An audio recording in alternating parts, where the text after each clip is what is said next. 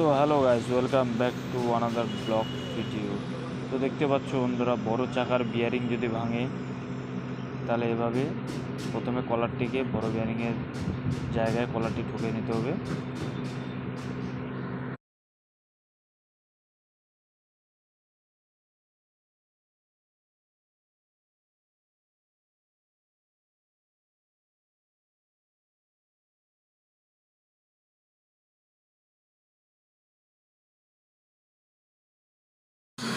তারপর এক্সেলে ভালো করে বিয়ারিংটাকে ঢুকিয়ে নেব।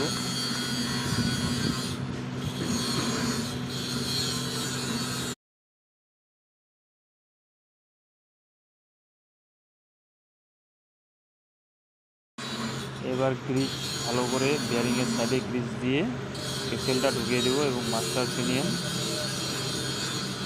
ওখানে সেট করব।